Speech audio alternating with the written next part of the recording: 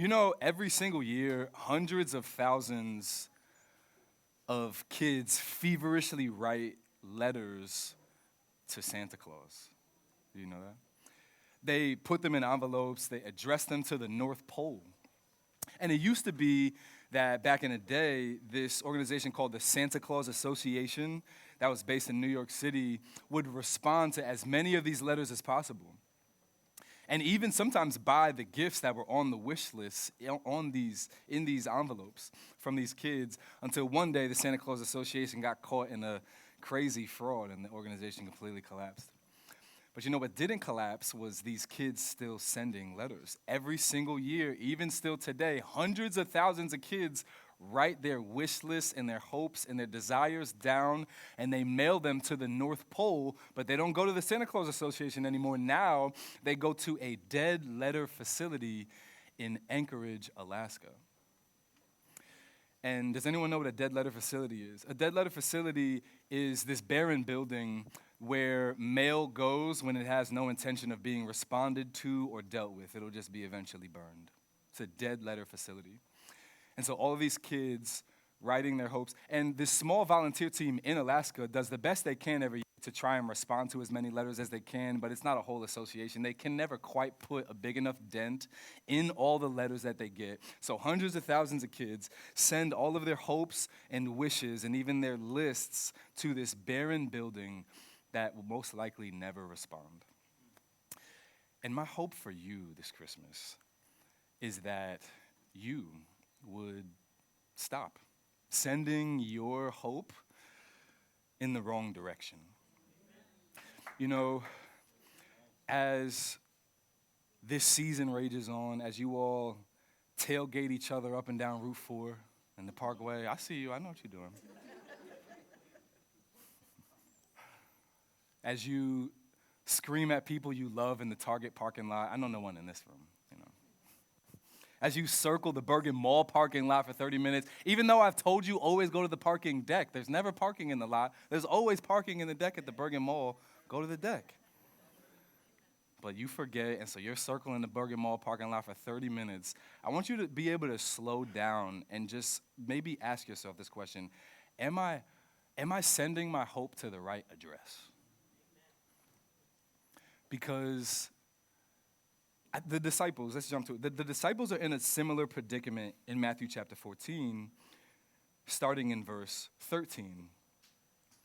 And the story that we're in right now is so important to Christmas. So this is the biggest miracle of Jesus Christ, and it's the only miracle of Jesus Christ, save for the resurrection, that's told in all four gospel accounts. You know, even the birth story of Jesus is not told in all four gospel accounts. And what do I mean by gospel accounts? For those of you who don't know, the first four books in the New Testament are called Matthew, Mark, Luke, and John. And those are all the story of Jesus, which we've been in for several months now.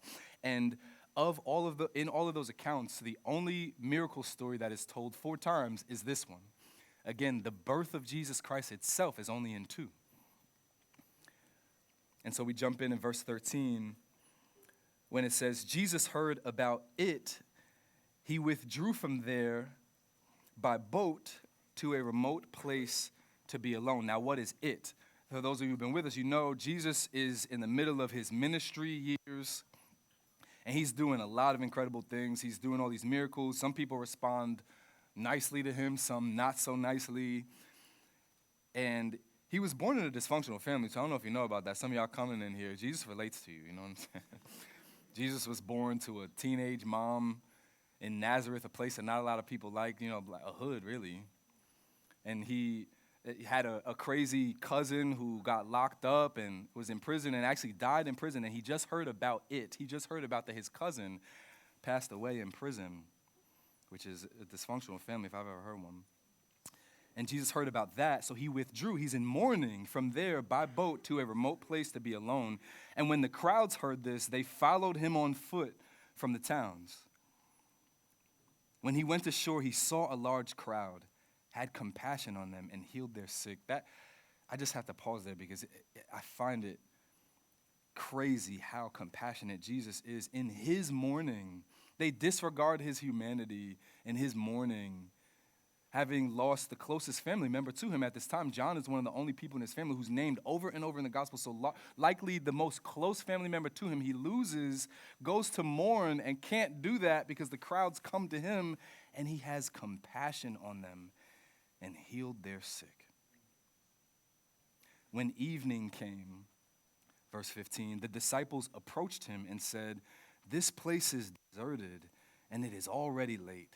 Send the crowds away so that they can go into the villages and buy food for themselves." And so the disciples are not being mean here when they see the crowds, right? Because it can be juxtaposed where Jesus had compassion and then it seems like the disciples are not. No, they're just being socially appropriate. In these days, it was socially inappropriate for teachers to also physically feed their students because they're saying, hey, this big crowd, like not only can we likely not feed 5,000 people, it just also is the case that we just don't do that. We just mentally and intellectually and spiritually fed you. We don't have to physically feed you too. So they're just saying like, well, now it's getting about that time. I think y'all gonna have to go home and find some food after we've spiritually fed you. But Jesus flips the script on them in verse 16. He says, they don't need to go away. Jesus told them, you give them something to eat. But we only have 5 loaves and 2 fish here, they said to him. Bring them here to me, he said. Then he commanded the crowds to sit down on the grass. He took the 5 loaves and 2 fish, and looking up to heaven, he blessed them. He broke the loaves and gave them to the disciples, and the disciples gave them to the crowds. Everyone ate and was satisfied. They picked up 12 baskets full of leftovers. 3 points that will help you place your hope in the right direction this Christmas. Point number 1, Jesus changes the equation. Jesus changes around the entire equation. You know, verse 17, let's jump there. It says, but we only have 5 loaves and 2 fish here, Jesus. They said to Jesus, hey, you know, you've told us to feed this large crowd of people, but Jesus, I don't see the materials needed to feed this humongous crowd. And I like the way that John puts it. You don't have to flip there, Chris. With John chapter 6, you see that a little bit more happened. It said, Philip answered him, 200 denarii, like a whole lot of money worth of bread, wouldn't be enough for each of these people to even have a little bit of bread. And then one of the disciples, Simon Peter's brother, said to him, there's a boy who has 5 barley loaves and 2 fish, but what are they for so many?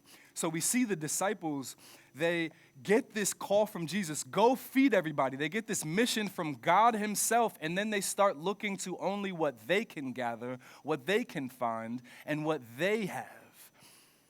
God in the flesh tells them to go do something. And instead of just believing that because he said it, that thing will be done, they look to what they have instead of what they've been given. They look to the crowd to try and satisfy the crowd, but God was the one who sent them on the mission. They look to what they have instead of what they have been given, and that's the thing. Jesus changes the entire equation because they're doing pretty good math. You know what I mean? Like, they're calculating correctly. If you divide 2 fish by 5,000, you get 4 10,000ths of a piece of fish. That's math. I did the calculation on a calculator this past week, so I know.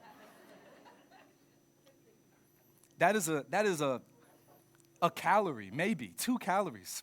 They would burn 10 times the amount of calories just waiting in line and saying thank you for their little crumb of fish. They're doing pretty good math. Hey, Jesus, this is all we have, and a little boy gave it to us. All we have is a little boy's Lunchable. How are we going to feed the 5,000 people you just commanded us to feed, Jesus? I just don't see it here.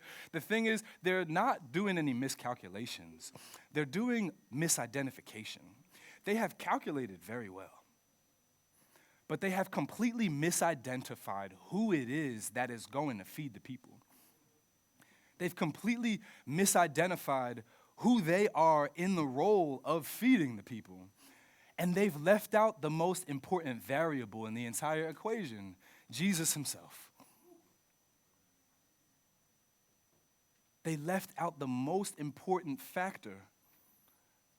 the only common denominator they need for the mission of God, for the thing that God has asked them to do, is God. And they leave him out of the equation. They turn away from him, go and check among all the crowd to see who has what and to see who is equipped to help them feed the people. Meanwhile, Jesus didn't tell them to do that. And here's the thing we do. Here's the thing you do. You look to what you have. You look to the accounts that you do or don't have. You look to the breakup that you have.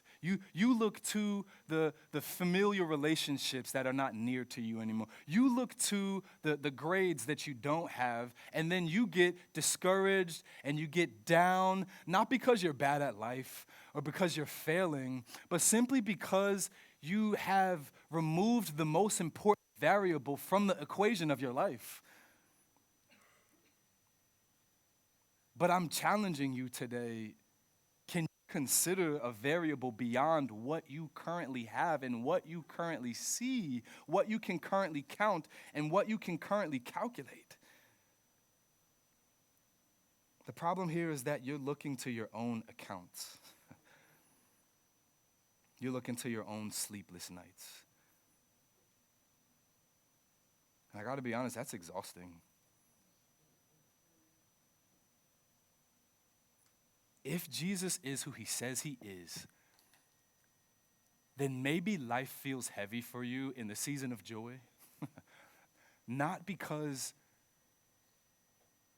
you're weak, but because you're not considering the most important variable. And I think this is what Paul was talking about in Ephesians 3, verse 20. When he says, now to him who is able to do above and beyond all that we ask or think according to the power that works in us. Above and beyond all that we would even think to ask. Do you realize that the equation of Jesus operates in the expanse beyond you? That when you finally think to ask him for a crazy thing that doesn't even make sense. Hey, Jesus, could you feed the 5,000 people maybe? Because we can't. When you finally think to ask him to do it, he's already beyond it. He's already got 12 more baskets. He's already got an abundance. He's already got more than you could even think to ask of him. Which is the very reason why point 2 is just simply bring what you have. Bring what you have. That's what Jesus says. I'm just repeating his words. In verse 18 of chapter 14, he says, bring them here to me, he said. Just bring it here to me. Whatever you have, hey, Jesus, all we have is 5 little pieces of bread and 2 fish. It is not enough. Bring it to me. I know it's not enough. I know you don't have enough. But bring it to me, though, and I will make it more. You see, I find it very interesting, though, how the miracle had to be done with so little. When you think about it. Why is it that only one little kid had something to give? That math, now that's not good calculation. That math does not math to me. You're trying to tell me 4,999 people got up, heard where Jesus was, right? Verse 13, it says, when the crowds heard where he was and they knew he was in a deserted place. They knew he was in isolation. They knew he had went to a place where there were no markets. There was no food. It was a deserted place. They knew where he was. You're trying to tell me 4,999 people got up that day, got dressed, got ready, prepared to go to a deserted place to go learn some things with no lunch? There's no way possible that happened. Be real. It's a beautiful day outside today in Hackensack, New Jersey. And I can guarantee you it's somebody in this room sitting in here with an umbrella in their purse. Because we just come prepared to things.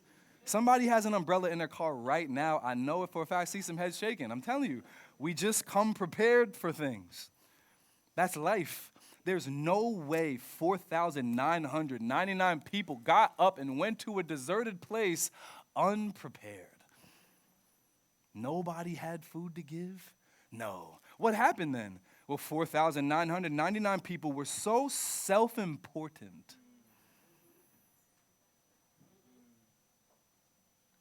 that they couldn't fathom,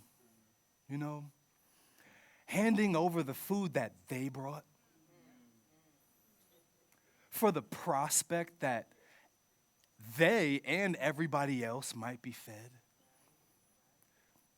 4,999 people, so self-absorbed that they couldn't even fathom that when Jesus sent the disciples to say, hey, just hand over what you have and I'll make it enough for everybody. I don't like that. Is that a parable? Are you trying to tell another analogy? Because I can't eat analogies, you know what I'm saying? I'm not going home hungry. And if I hand you over my food and then I don't get any, I might not make it home because we're in a deserted place. And, I got medical conditions, and I don't know that I'm going to make it back in this heat, and it's just, I'm not doing it. No, I don't have anything to give. But one person, one singular person, the age of a child, was foolish enough to believe the disciples when they came to him and they said, hey, give me what you have and I'm going to make it. He didn't understand what they said when they said to him, hey, give me what you have to give, little boy, and we're going to take it and we promise you're going to eat too, because that's what he's saying, and everybody's going to eat around you too. Hey, I don't understand what that means, disciples, when you say it, but here you go. I believe you anyway. Only one had the foolishness of faith, enough foolishness of faith to believe that God could do something with what he had and do more than what he had. Only one. And that is the posture that it takes for this miracle to unfold. It takes a certain level of foolishness. For the goodness of God, for the power of the birth of Jesus Christ to come to you, it takes a certain level of foolishness, doesn't it? It takes a certain level of foolishness to believe that God can take your overdrawn accounts and make you somebody who could bless everybody around you this Christmas, this expensive Christmas. It takes a certain level of foolishness to believe that Jesus could take the abuses, the brokenheartedness you currently have, and not only heal you, but make you a healer. It takes a certain level of foolish faith to believe that he can take your gross past and maybe even the curable or not so curable things you might have because of that past, and make you a family man or a family woman, somebody who births a whole family centered in Jesus, lifted up as a beacon of hope, a little city on a hill in its neighborhood where people don't even know what you've been through, but they look at what you have now and they're like, I want that in my life.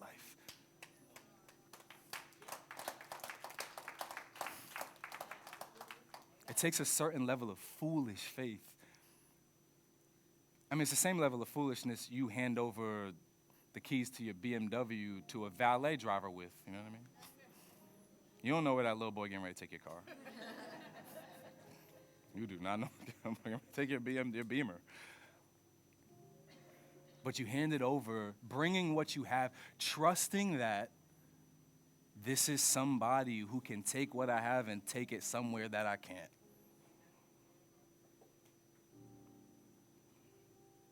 This is what unfolds the miracle and brings us to point number 3. Add the bread of life. Point number 1, Jesus changes the equation. Point number 2, bring what you have. And point number 3, add the bread of life. Because you see in Matthew 14, verse 20, it says, everyone ate and was satisfied. They picked up 12 baskets full of leftover pieces, whole baskets. God is a God of abundance. God doesn't come to your house just to show you how to put a little bit of extra water in your soap dispenser so you know how to stretch it, operating in scarcity, you know what I mean? No, God comes with abundance. God is a God of abundance that when you finally think to ask, could you feed the 5,000? He has 12 baskets, not 12 lunch pails, 12 baskets. A basket would have fed multiple people. 12 baskets full of leftovers. But it comes because of layers of foolishness. You see, in verse 19, the foolishness didn't stop with the kid. It says, then he commanded the crowds to sit down in the grass. That don't make no sense. This man is still standing up here with 5 pieces of bread. But he looks at a crowd of 5,000 and says, sit down. No one in their right mind actually sits down in that moment. Especially the people who hid their food because they're like, I have more bread than you, Jesus. What are you talking about? You standing up there with 5 pieces of bread? I got 7.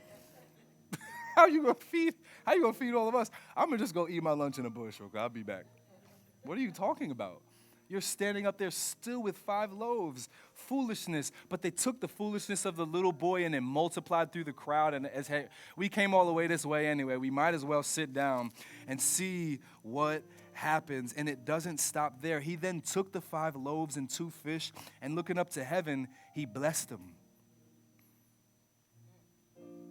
So now we still have only 5 loaves of bread and prayers and thoughts. And that's it. And it continues on. He then breaks those 5 loaves. He starts breaking them and giving them to the disciples, and the disciples gave them to the crowds. You see, the miracle didn't happen because the loaves got multiplied into 1,000. The miracle happened because the foolishness of faith that multiplied in that crowd made what was brought to God enough for everybody. And so here go the disciples. They're taking the bread from Jesus like, bro, I don't know what you're doing. You're bugging, but I'm going to hand it over to these people anyway, and I'm breaking it. They're handing it to the people like, hey, I'm sorry. Like, y'all probably not all going to get fed, you know what I mean? But the people in the front maybe just a little. We only got 5 loaves, y'all, so please, everybody, y'all can start leaving if you want. And they're breaking the bread and bringing it to people over and over until they're like, wait, we fed like 100 already. What's going on? And they keep getting the broken bread and bringing it, and they're like, oh, we fed 5,000. What is happening? And they keep grabbing the broken bread and they're bringing it till we fed 5,000 people with 5 loaves of bread. And the miracle happened because Jesus said, the bread of life has appeared. He brought a brand new equation. What am I talking about? In John chapter 6, he clarifies it this way, starting in verse 32. Jesus said to them, truly I tell you, Moses didn't give you the bread from heaven, but my Father gives you the true bread from heaven. You see, this is a story from the Old Testament, the beginning of the Bible, where Moses, the leader of the people of God, he's leading the people through the woods, the wilderness they're living in. For years, God decides to feed them by raining down bread from heaven called manna, which is why that word manna, you've probably heard it before. White manna, 2 blocks away from here, most popular burgers. That's a play on this story from the Old Testament. The manna. And so he gave them this bread, literally from heaven. And then verse 33, for the bread of God is the one who comes down from heaven and gives life to the world. Then they said, sir, give us this bread always. I am the bread of life, Jesus told them. No one who comes to me will ever be hungry, and no one who believes in me will ever be thirsty again. Jesus says, take what you have, bring it to him, because he is the bread of life. In other words, he's saying you don't need the bread he gives. You need the bread he is. You don't need all the other things, because the whole point of faith, what you receive in faith, What is the point of your faith? Some would say, because I receive heaven, I receive blessings, I receive favor. Cool, all that is true and good. Way more than that, it's because you're in your faith, you receive Jesus himself. He is the gift. He is the thing that you need. And receiving Jesus, you receive all the things Jesus deserves. When you receive Jesus, being the only one, the only human who ever deserved heaven, who deserved the goodness of God, you then receive the power of God, the goodness of God, the love of God, the kingdom of God. You need to add the bread of life to your equation. You need to add the bread of life to what you need to look at what you have, acknowledge that it's not enough, and add the bread of life. Because that's the reason you can have a whole kingdom. You can have a whole mansion in Alpine, New Jersey, and still be sick and depressed. Because you have a kingdom, but you don't have the king.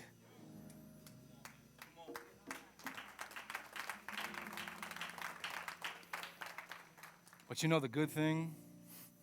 You know the best part of what the story of Christmas shows us? It shows us that you don't have to go looking for the king. The king came looking for you. And praise Jesus, because if you're under the sound of my voice, congratulations. He has found you. He has found you.